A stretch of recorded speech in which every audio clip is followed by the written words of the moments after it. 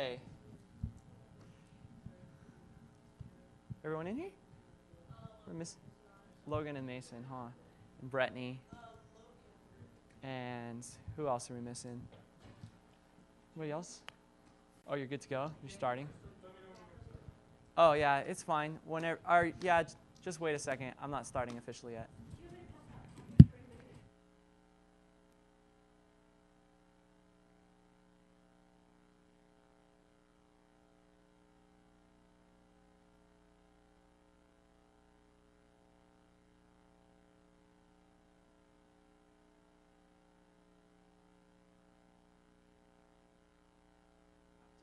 Figure out that part of the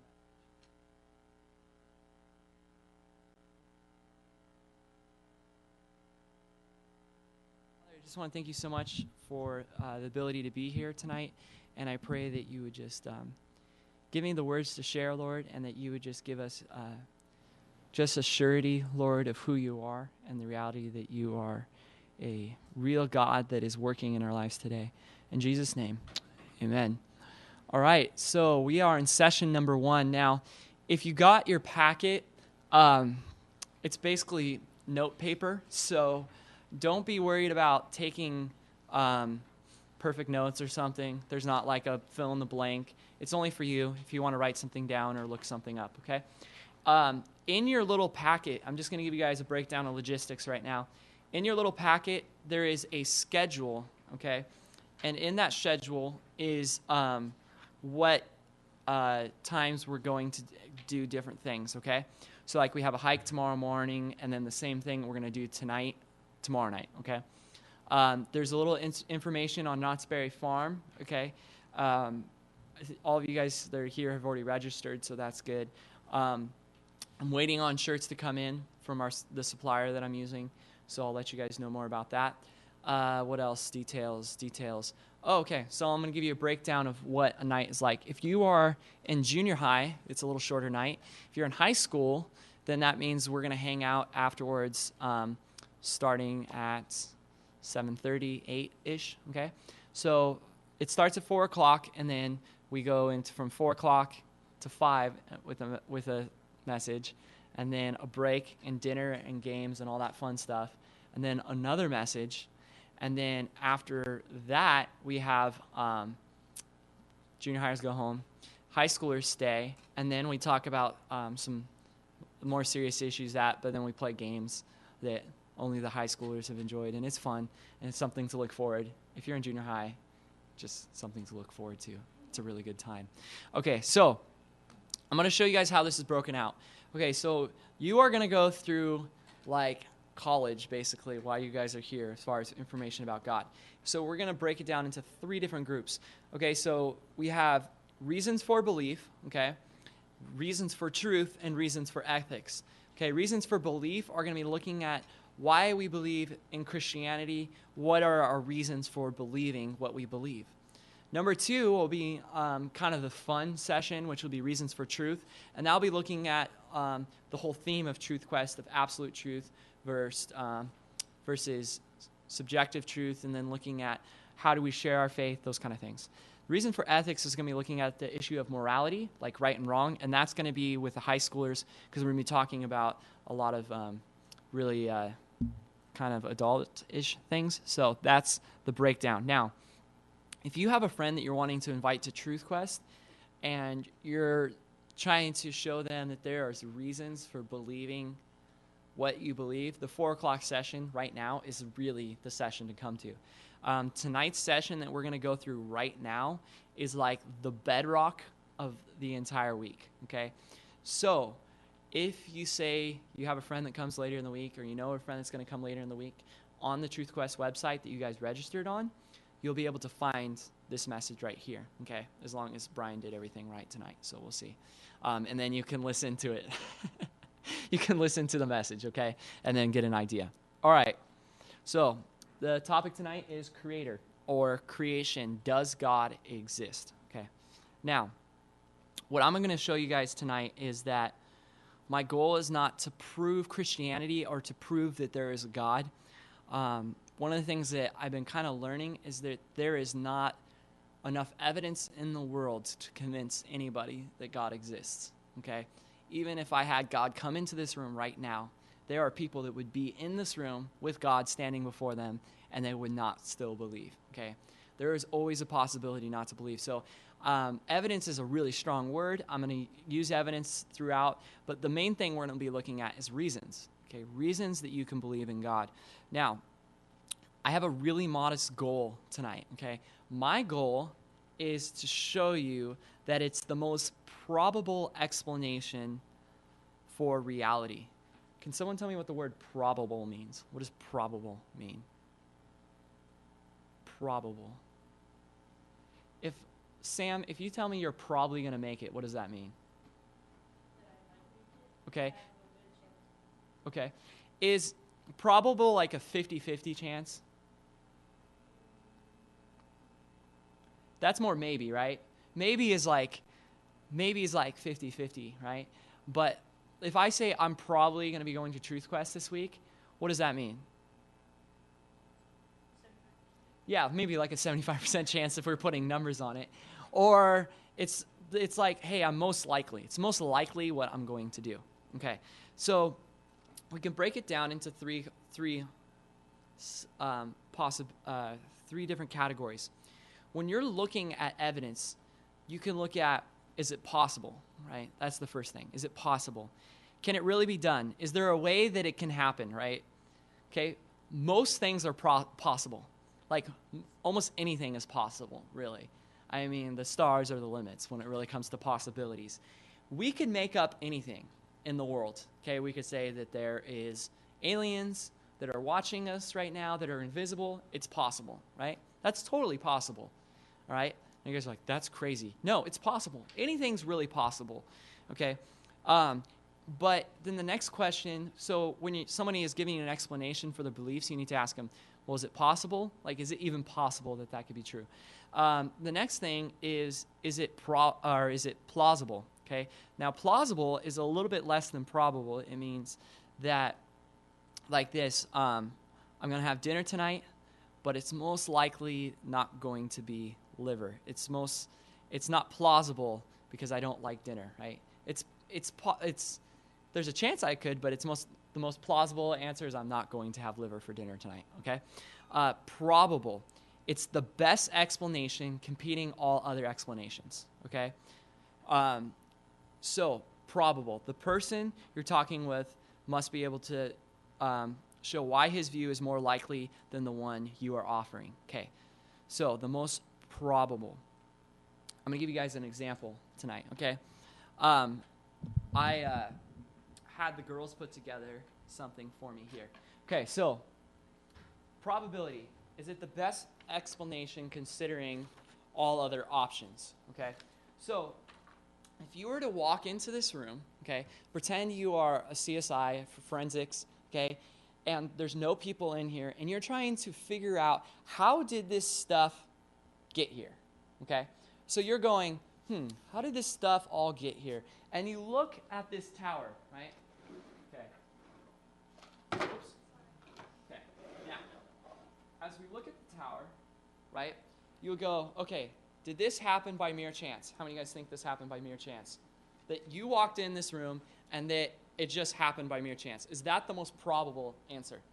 Is it possible that it came by chance? Yes, it's possible.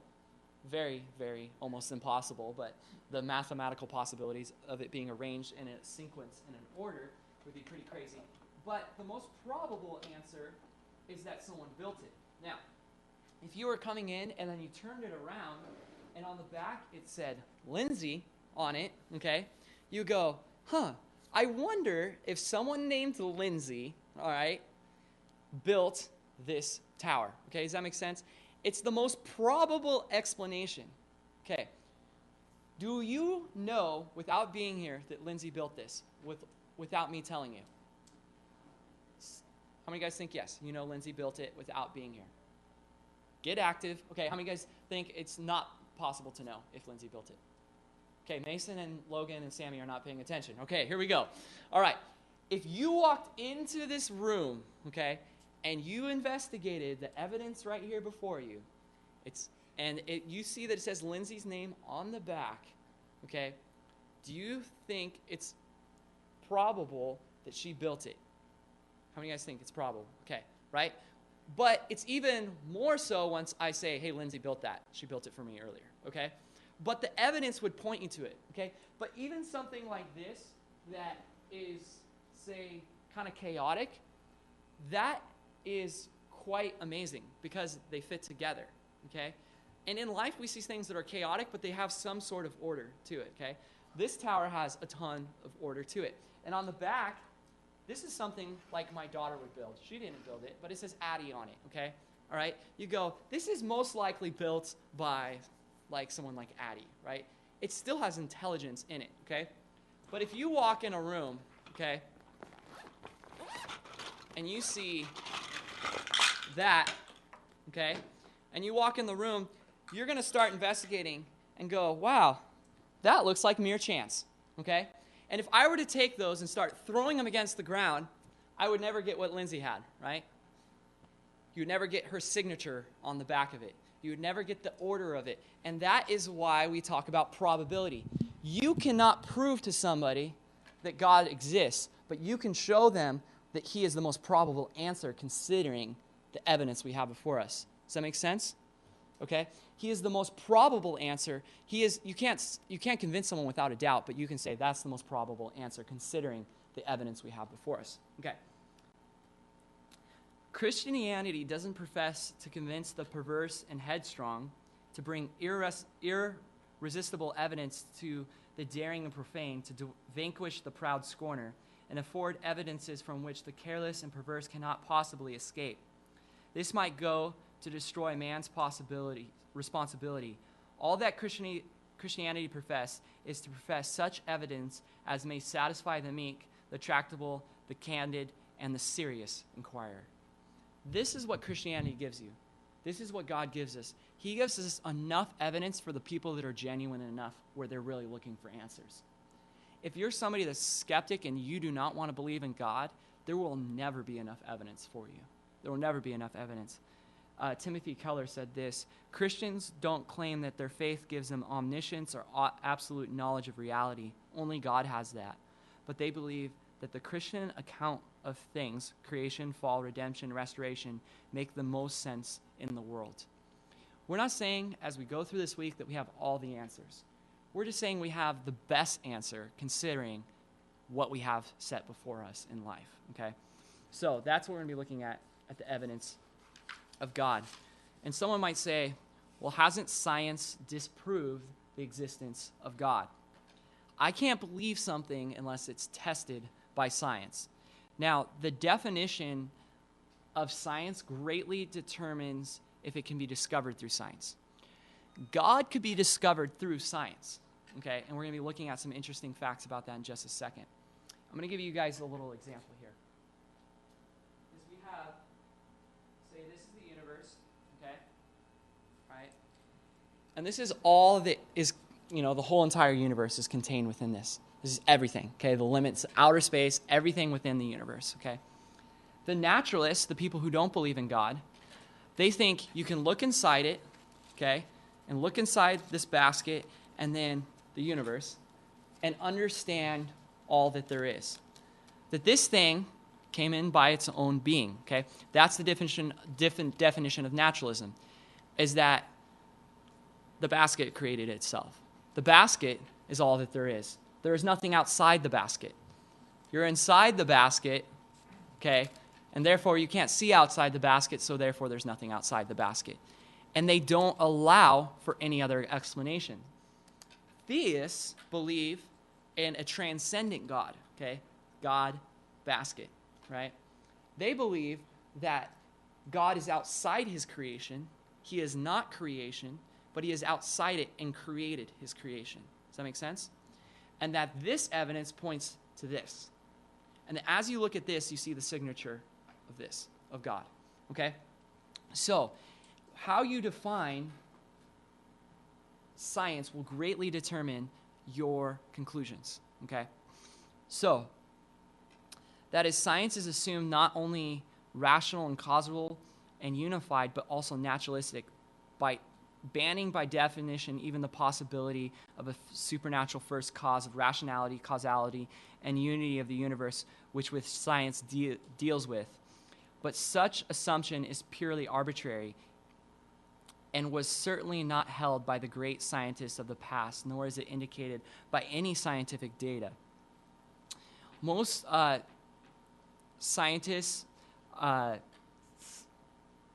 most scientific evidence that points to a creator and intelligent design, they dismiss because of the supernatural.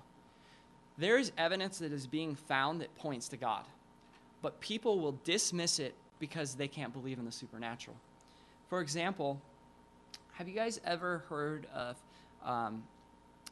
Francis Crick or Watson? Have you guys ever heard of them, Watson and Crick? They're the ones that elucidated the DNA cell and discovered that in 1953. Crick is an atheist, okay? And this is what he had to say, speaking to the Telegraph when he was 86 years old. The God hypothesis is rather discredited.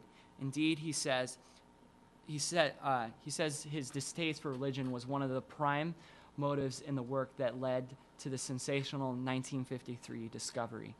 Now, we're gonna go and look in deeper at the DNA cell and how this doesn't make sense. He's the one that discovered, I think, one of the greatest evidences for the existence of God, but yet he denies its implications. And I'm gonna give you a quote later that's very interesting and showing how he denied this. But one of the interesting things is that the first scientists, those who discovered the greatest disciplines of science, were Christians or theists or deists, meaning that they weren't naturalists, meaning they believed that there was something outside the universe. Okay, consider this: you have men like Isaac Newton, who discovered dynamics. You have Johannes Kepler, Robert Boyle, Lord Kelvin, Louis Pasteur, Matthew Murray, Michael Faraday, Clark Maxwell, John Ray, and Carlos Linnaeus, just to name a couple of them, all right? These are all people who discovered all of the principles that people use in science today. And you know why they use that? Because in the Christian culture, it is encouraged to search after evidence. It is encouraged to search for answers. And that's why these men found that. Now, it's closed-minded to only believe in the natural. It's closed-minded to believe that the natural is all that we have, okay? And it's unscientific. The current bias of science arbitrarily eliminates certain answers before the game gets started. Many scientists and historians must come up with the conclusions that leave the supernatural out of the picture because their philosophy demands it. A theist is not so encumbered. She believes in the laws of nature, but is also open to the possibility of supernatural intervention. Both are consistent with her worldview. She can judge the evidence on its own merits, unhindered by a philosophy that automatically eliminates supernatural options before the evidence receives a hearing. Ironically, Christian bias broadens her categories, making her more open-minded, not less. She has greater chance of discovering the truth because she can follow the evidence wherever it leads. So, for the Christian or the theist, those who believe in a God, they are less closed-minded than scientists. Do you realize that? Why? Because the scientists, they find evidence that points to a creator and they go, no, that's not possible. That's not probable. They just shirk it off as a possibility. While the Christian can go, oh, that happened by natural means. There was a flood here, or nope, God sent down rain, whatever it might be. We can both use the supernatural and the natural. They only have one area to pull from. And so therefore, the naturalist is more closed-minded than the Christian. I love this quote. For me, it's more reasonable to believe, based on laws of logic as well as the observational scientific evidence, that God exists, rather than to believe what the atheist believes, that nothing times nobody equals everything we see in the universe. Okay? So what is the evidence we have for God? Romans 1:20.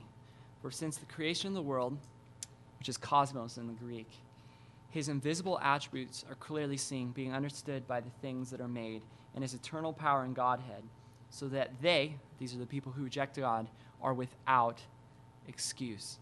The NLT put it this way. Yes, they knew God, but they wouldn't worship him as God or even give him thanks. And they began to think up foolish ideas of what God was like. As a result, their minds became dark and confused. Claiming to be wise, they instead became utter fools. And instead of worshiping the glorious ever-living God, they worship idols made to look like people and birds and animals and reptiles. Saying this, God gave evidence in the universe to point to himself, but people would rather live the way they want to live, so they reject God because of it. I'm going to show you a lot of evidence that I think that points to that. So what evidence do we have for God?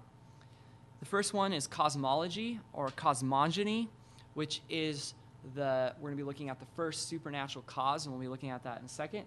Physics, the fine-tuning of the cosmos. Astrobiology, looking at our planet and where it's placed. And biological information in the DNA cell. Okay. Now, for further investigation, I would encourage you guys to get this book.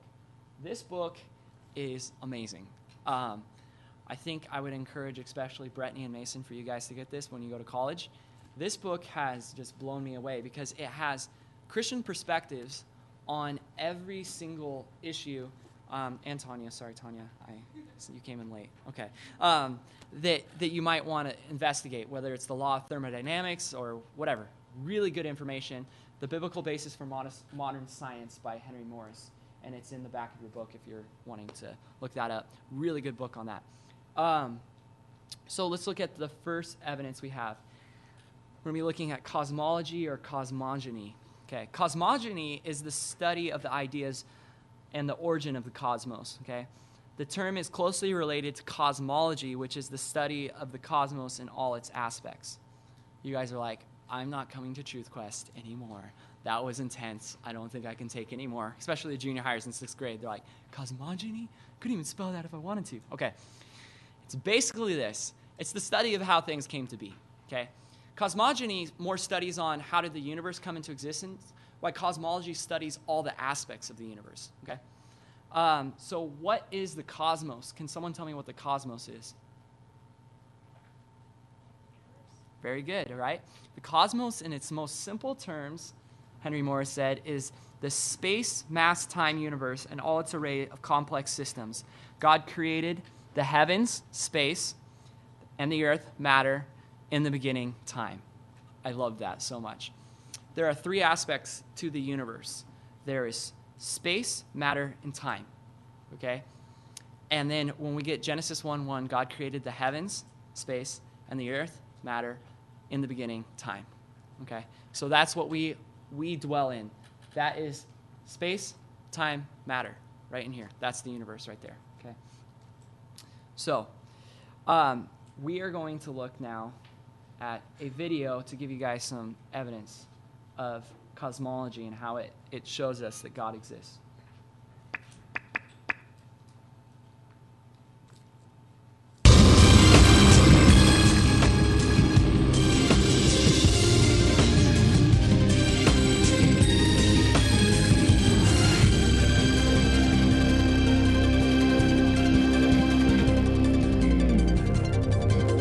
How did the universe begin? What is its source? Few questions have generated as much controversy through the centuries or inspired as many impassioned opinions. I interviewed William Lane Craig, a philosopher who has devoted much of his career to the study of cosmology and the question of origins. From ancient Greek materialism at the time of Plato and Aristotle up through 19th century idealism, the prevailing view was that the universe is eternal, that the universe never began to exist, that the universe as a whole is, as it were, a static, timeless entity. This belief in an eternal, unchanging universe, for centuries a pillar of Western cosmology, was unexpectedly challenged in 1915 by Albert Einstein's general theory of relativity. Einstein's equations implied a startling possibility. The cosmos was not static. but instead existed in a continual state of either contraction or expansion. Einstein did not like the idea that the universe was dynamic at all. In fact, like almost all scientists at the time in the early 20th century, he assumed the universe was static and eternal. What's interesting and ironic is that he thought he had made some kind of mistake in his equations for the general theory of relativity. But a few years after he developed the theory, a Belgian astronomer named Lemaitre developed a model based upon his equations, which again predicted that the universe is in a continual state of expansion. In 1929, theoretical predictions were confirmed with empirical data. At the Mount Wilson Observatory overlooking Los Angeles, astronomer Edwin Hubble studied light from distant galaxies. Hubble determined that galaxies beyond our Milky Way were moving away from us at a speed proportional to their distance from the Earth. The more distant the galaxy, the faster it is receding. Hubble's landmark discovery led most astronomers and physicists, including Albert Einstein, to a similar conclusion. If the universe is continually expanding, then at earlier points in its history, it must have been smaller and denser.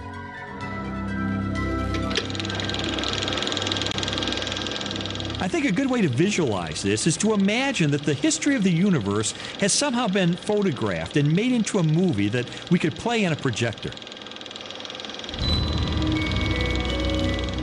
As the projector runs forward, we watch the universe as it continually expands.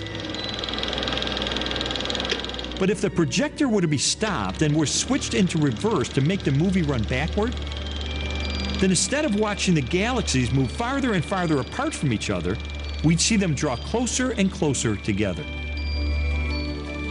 As you trace this expansion back in time, the universe grows denser and denser and denser until finally the entire known universe is contracted down to a state of infinite density, which marked the beginning of the universe.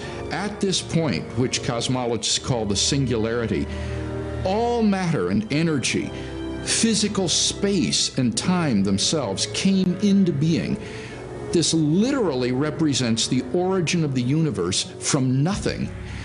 So the startling implication of Hubble's discovery was the temporal finitude of the universe, that the universe had an absolute beginning at some point in the finite past. Okay, how many guys followed that? Wow, good job. Just this crew. If you're sitting in this area, it was really good. Okay, so basically what he's saying is the universe had a beginning. This is incredibly important in science. Why? Because it was the general thought that the universe was eternal. If the universe is eternal, then there is no need for God. Because if the universe has always existed, it did not need a creator. It's always been. But what they have found is that the universe is not eternal. It is finite, meaning it had a definitive beginning. Okay? That is huge. Pointing back to two conclusions, which we're going to get to.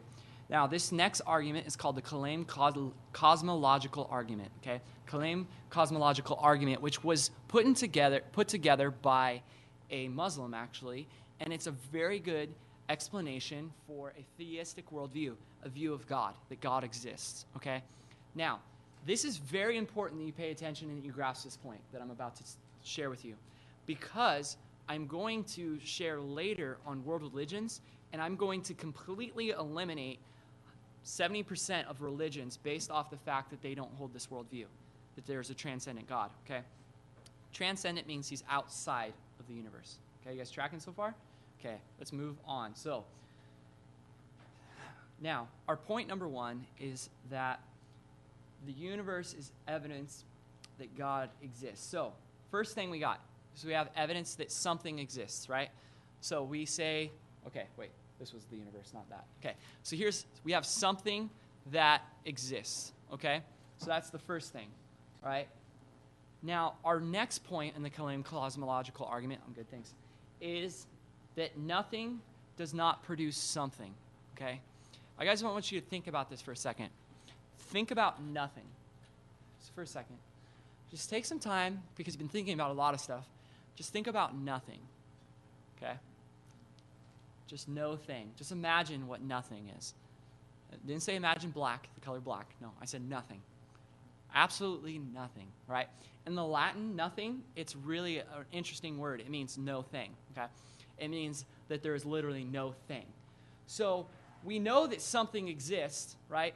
How many of you guys raise your hand that you know something exists? Let's just start there, okay? We can all agree that something exists. You will go to college, all right? And you will go, if you guys decide to take Philosophy 101, and your professor will say things like, you don't know you exist. It's just a figment of your mouth. At that point, you say, can I transfer, please? Okay? If your professor says something does not exist, you can't trust your own senses, then you just need to walk away at that point, okay? So we know that something exists. All right. Now, nothing cannot produce something, all right? So if something exists and nothing does not produce something, this rather has an astounding conclusion that follows, okay? So are you guys following with that? Something exists, nothing can produce something. We know the universe had a beginning, so something must have always existed. Oh, point number 3 is wrong. Okay, point number 3 is something must have always existed, okay? Something must have always existed. Now, anything that began to exist must have a cause. If we deny this, we are saying that nothing produced something and nothing and by nothing. But this is absurd. So we are left with the only other option that is point number 3, that something always existed. So you guys following with that? So we just proved that something was eternal, okay? Something was eternal, whether it was the universe or God, okay? Now there are only 2 options. Either the universe always existed or something else existed. Now, I'm going to give you guys some evidences for why the universe hasn't always existed.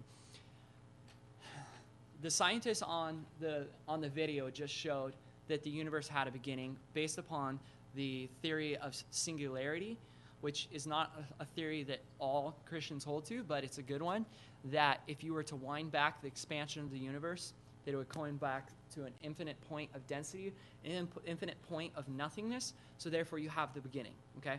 That's one evidence.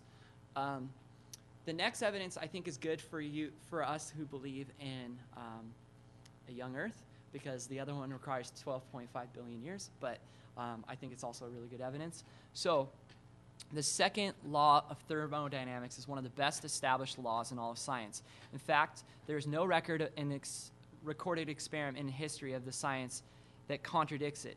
It states this, okay, that the amount of usable energy in any closed system is decreasing. In other words, the usable energy in the universe is dying out like the batteries in a flashlight, okay?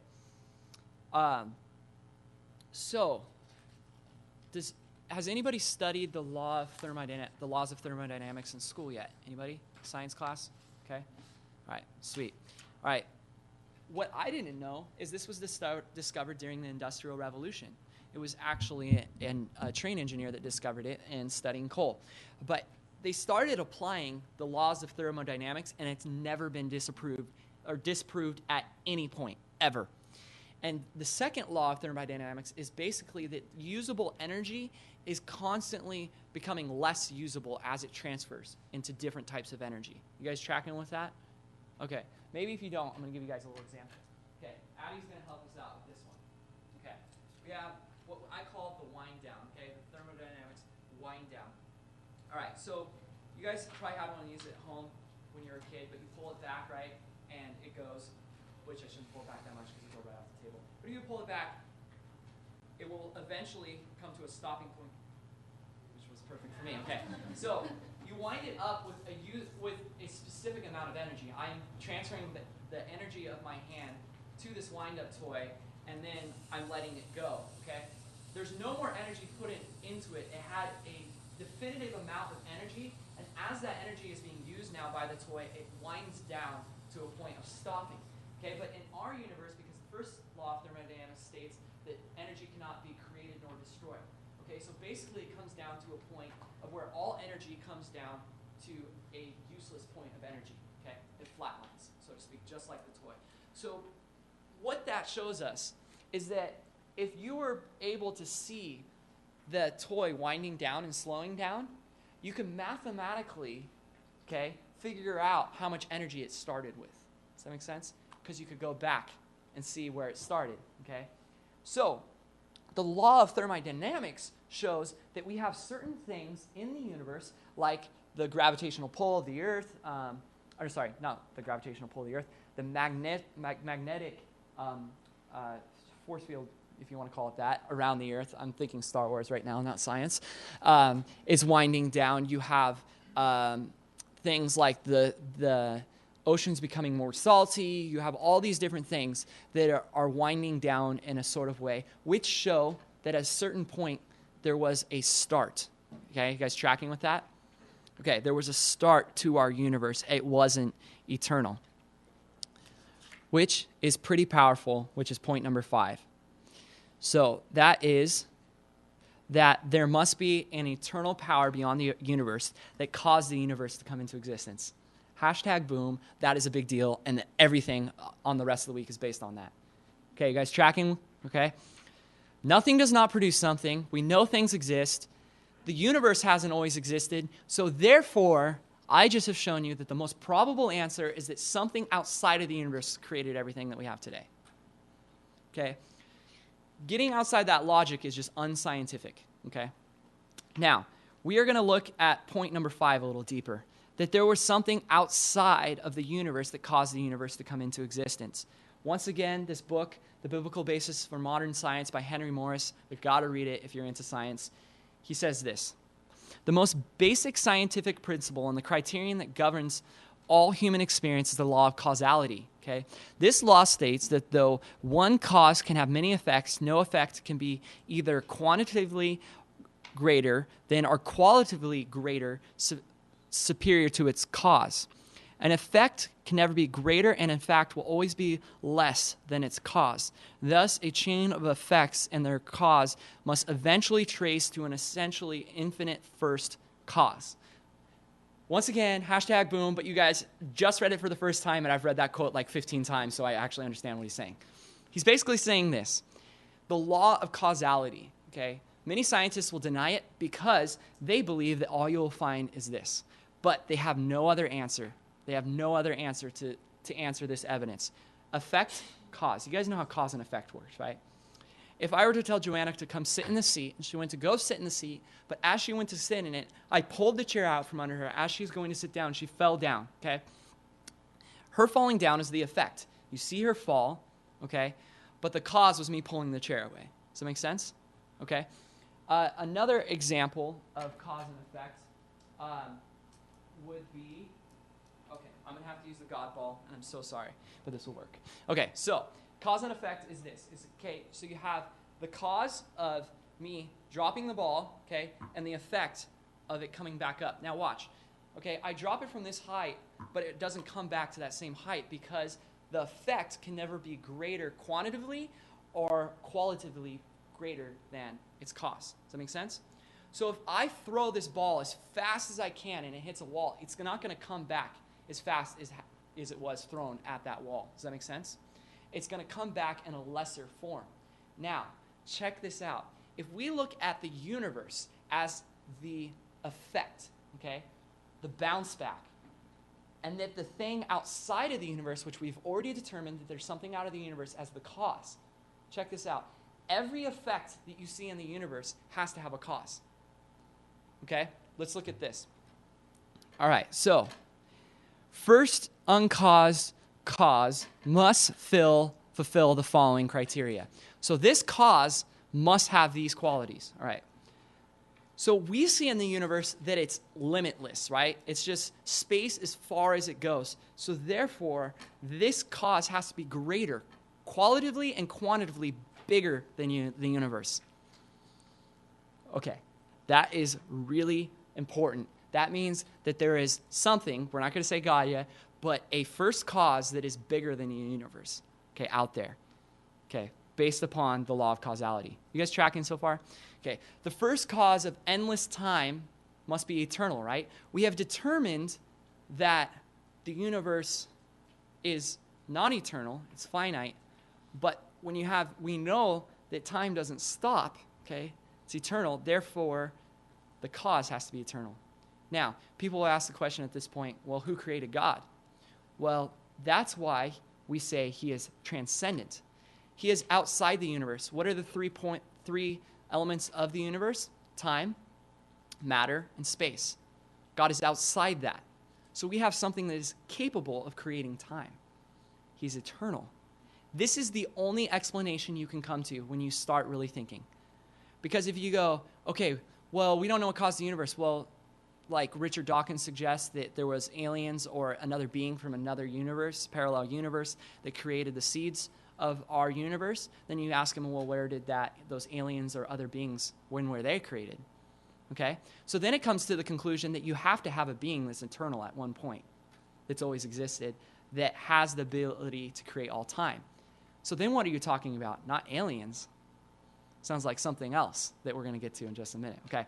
So the first cause of boundless energy must be eternal, all-powerful, omnipotent. Okay, is another theological word. Okay, we have infinite complexity. Think about the mathematical equations that we can come up with, all right? Think about music and how complex it is and what you can come up with in music. Think about colors and think about the DNA cell and think about water. Think about anything, breathing, your heart, your mind, okay? You have infinite complexity in the world. So it can't be just some random brainless cause out there that created everything, right?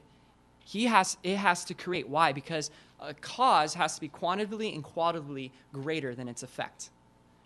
So once we start summing up the effect and start finding all of the information in the world, and the more information we have, the bigger this being becomes, okay? Not even looking at the Bible, not even looking at any kind of theism, just looking at cause and effect here, right?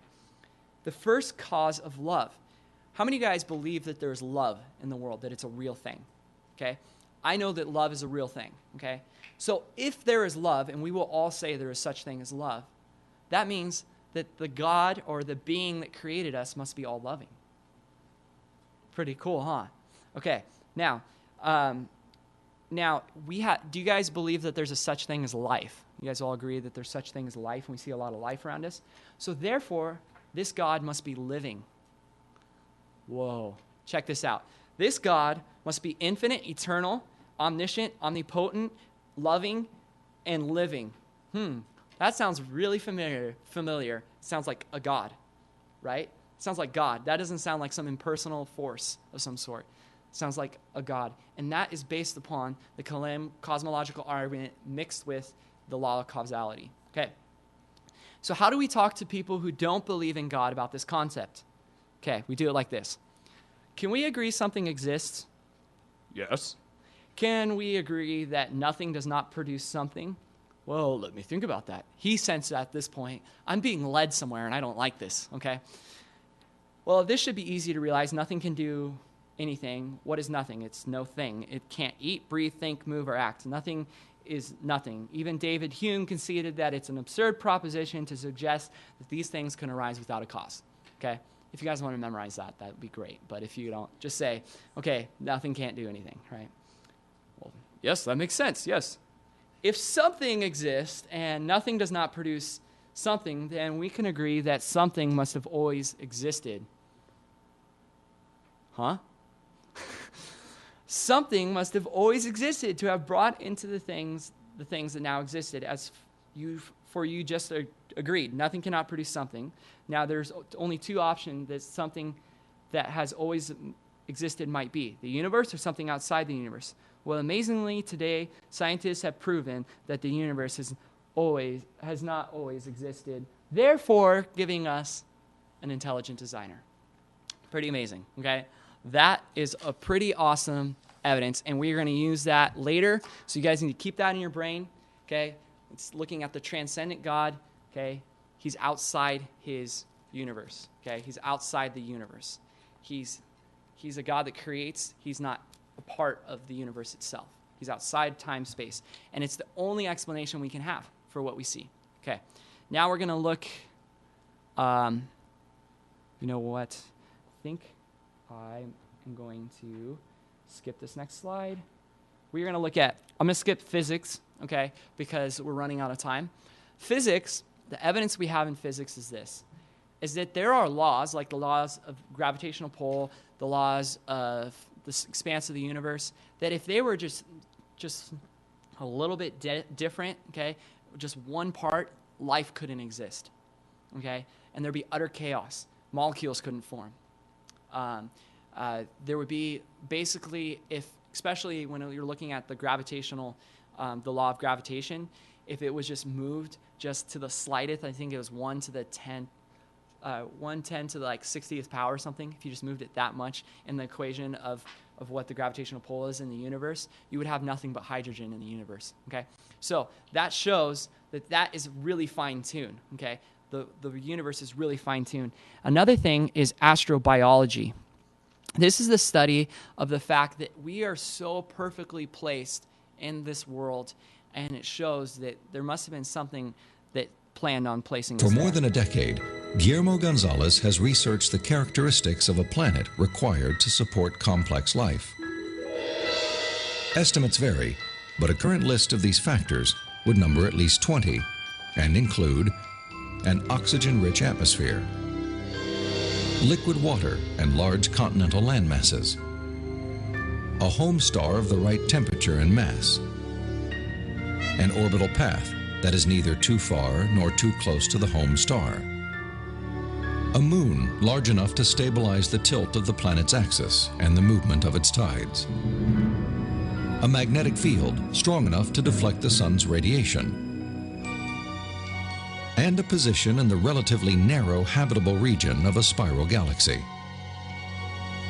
All these factors have to be met at one place and time in the galaxy if you're going to have a planet as habitable as the Earth, which you need for complex and even technological life. Theorists have attempted to calculate the odds of all the necessary factors for life appearing at the same time on the same planet.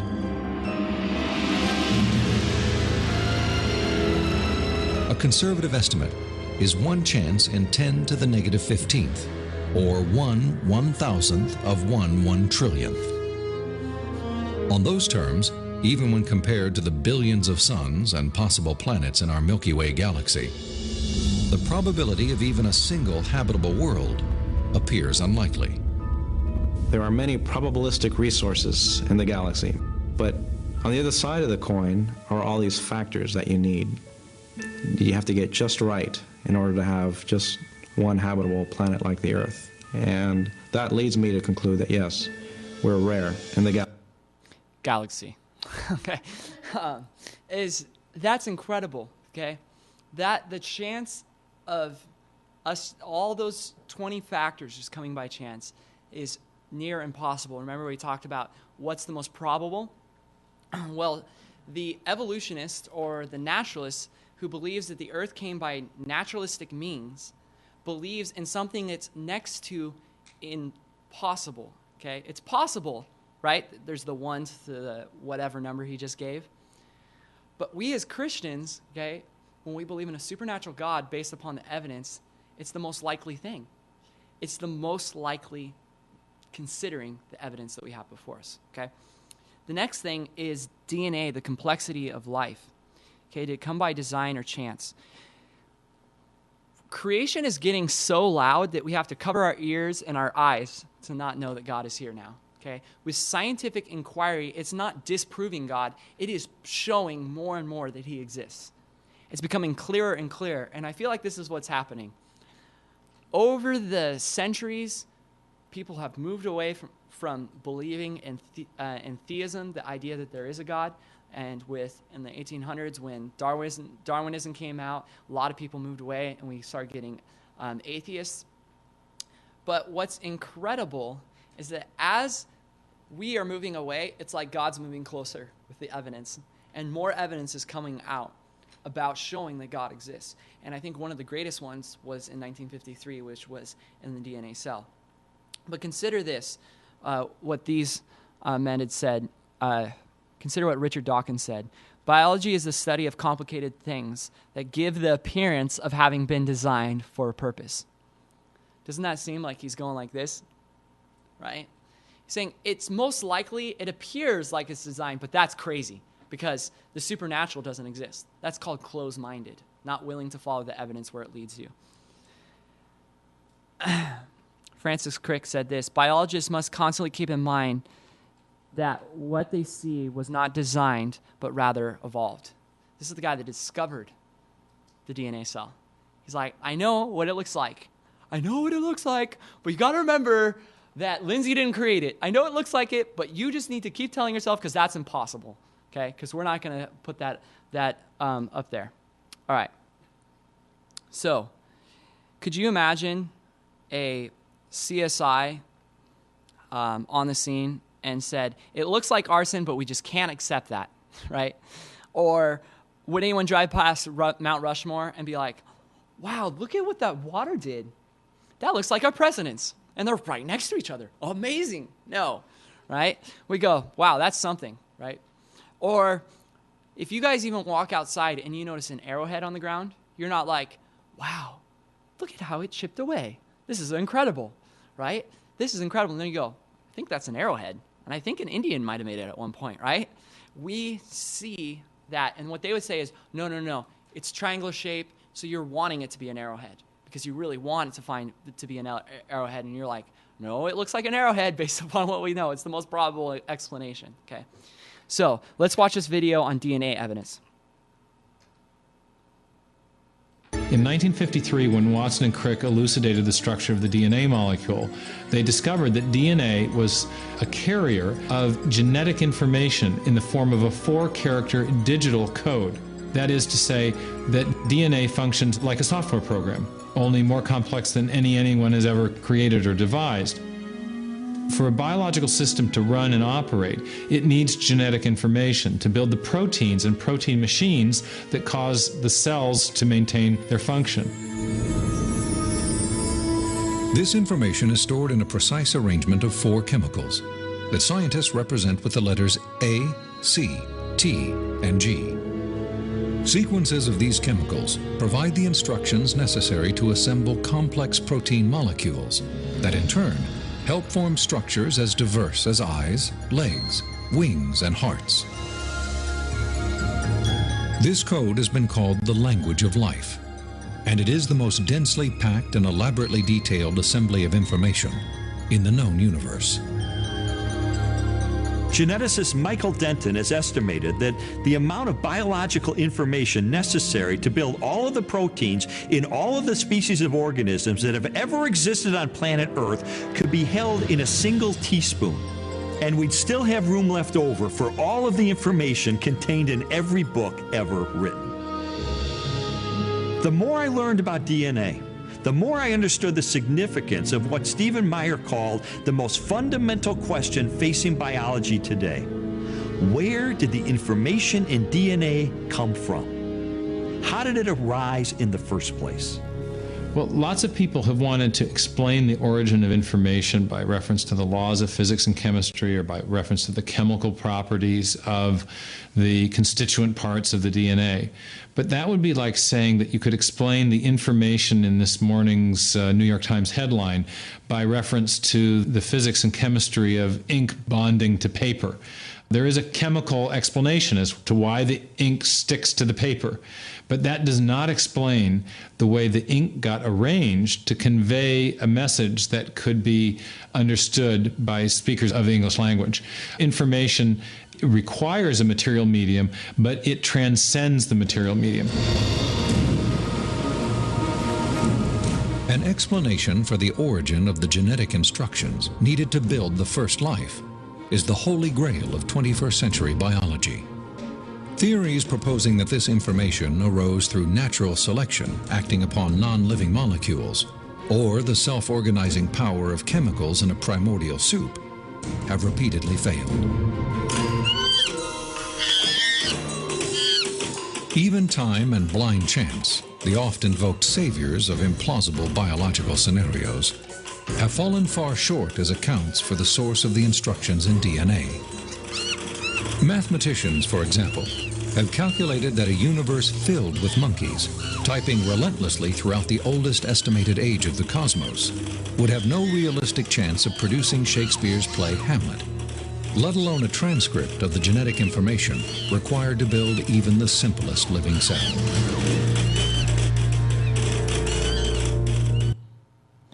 You guys track with that? Okay. So if someone tries to tell you that, because DNA has information, it's a readable sequence, okay? Like if I were to put these blocks together and go blue, orange, red, and then continue that sequence, you would show, okay, I could continue this sequence in such a way that it would continue this pattern, okay? That's what they're talking about. If someone says, well, this is how blocks go together, you know, you didn't explain why the colors are arranged that way. No, but blocks go together this way, okay? It doesn't give you any information why it is understandable to the human mind, okay? This is what they're getting at here. And he said, even if you were to take all the monkeys in the universe, you know, fill the entire universe, and have them just bang on typewriters, they're never going to put together a book of sorts, okay? If I just kept throwing these blocks on the ground time and time again, right, they have the capabilities bouncing into one another, okay? But it's not the most probable explanation, is it? Right? The most probable explanation is that there was a intelligent designer that put the information there. Okay? Now, Francis Crick, one of the two scientists that we've been talking about who discovered DNA, having observed the complexity of DNA, estimated the odds of intelligent life exist on Earth as a result of non-directed processes to be around 10th to the 2 billionth power. The chance of life as it now exists coming by just mere chance, according to the guy who doesn't believe in God but believes in this 1 to 10 to the 2 billionth power. That's what he believes in. All right? That is a lot of chance of it coming about, okay? Because he doesn't want to accept the reality of God. Now, this is our last point here. Consider the complexity of life. Consider the heart, for example, okay? The heart is a muscle about the size of a man's fist. Take your fist like this, okay? Do this. That's about how big your heart is, okay? All right. So now it contracts and forces blood through 60,000 miles of veins, arteries, and capillaries in your body, okay? If you were to put all of your tiny little veins and put them in a line all the way, 60,000 miles, okay? I think I heard, this is off the top of my head, but I think around the Earth's equator, I think it's like 27,000, something like that. So, yeah, it would stretch almost around the world. Every hour, it pumps 75 gallons of blood, totaling more than 50,000 gallons every month, okay? That's pretty amazing.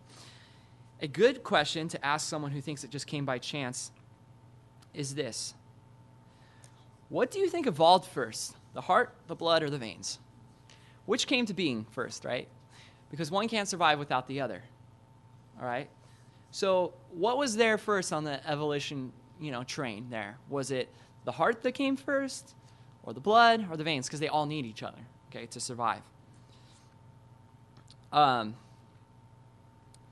Consider the eyeball. Oh, and if someone says they were all there at the same time, they all just came at once, you can say, that sounds like spontaneous creation to me. Doesn't sound like evolution, right? Consider the eyeball. It has a lens on one side, right? A light-sensitive retina made up of rods and cones inside the other. The lens itself has a sturdy protective covering called a cornea and sits over an iris designed to protect the eye from excessive light. The eye contains an amazing watery substance that is replaced every 4 hours. You have tear glands that continually flush the outside clean. Tears bring oxygen to the cornea, carrying chemicals that kill bacteria and proteins to coat the eyes and wash the eyes, and move debris toward a lower drain, a lacrimal duct. An eyelid sweeps secretions over the cornea to keep it moist. Eyelashes protect from dust. And extraordinary fine-tuned muscles are attached to the eye that move the eye and shape the lens for the function of focus. So you have muscles in your eye that bend your eye so that it can focus. Your brain does that, Okay? And then there are thousands of formulas of trigonometry that your brain is doing every second, which you couldn't write it out, but it's doing it, to be able to know how far something is from you, how deep something is, to flip the image in your brain, all those things. That is complex. And people are telling you it came by mere chance.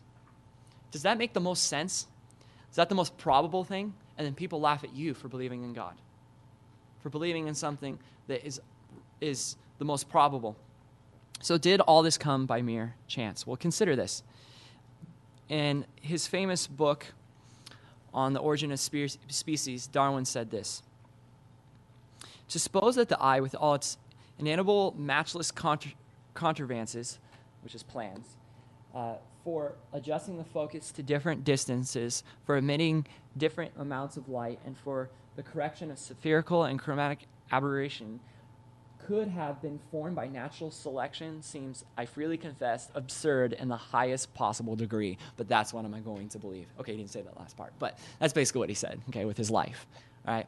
He says it's absurd to believe that it came by natural selection and natural processes, but that's what I'm going to believe.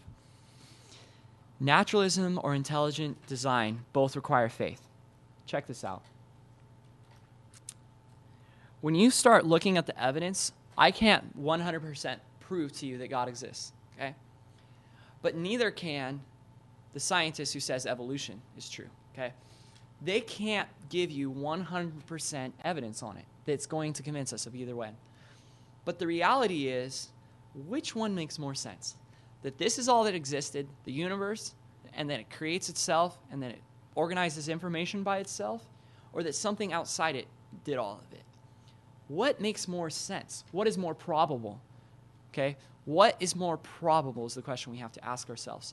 And the reality is the existence of God is the most probable answer considering all of the evidences and effects we see in the world. I like what Charlie Campbell said. For me, it is more reasonable to believe, based on the laws of logic as well as the observable scientific evidence, that God exists, rather than to believe what atheists believe, that nothing times nobody equals everything we see in the universe. Okay? So, point number one that we have formed in our worldview, and if you guys have any questions, we'll take questions now, but is that there is a God that exists. And then we'll dive into what that might look like as we go through the rest of the week. Okay. Good job, guys. An hour and 3 minutes. Okay.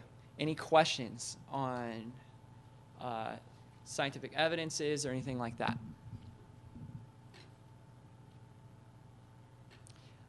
Anything that you guys have questions about? How many guys understood the claim cosmological argument? Anybody understood that? Okay. I would encourage you to memorize that if you can, right? Something exists. Nothing cannot create something, which means that something has always existed, which gives us two options, either a universe or something outside the universe. Science has proven that the universe hasn't always existed, which means that there is something eternal outside the universe that created everything that we see. It's a pretty awesome argument for the existence of God, okay? And it's really hard to argue against it. Okay, so we're going to go into the fellowship hall now. And so what we're going to do, we're going to have food. We're going to have tacos. They are the American kind of tacos. I would have asked maybe one of your guys' moms to come over and cook for us, but did the best we can do. It's ground beef. Okay, so and then stuff like that, and then we are going to, after that, play a game, and then we'll have another session after that. All right, good. Break.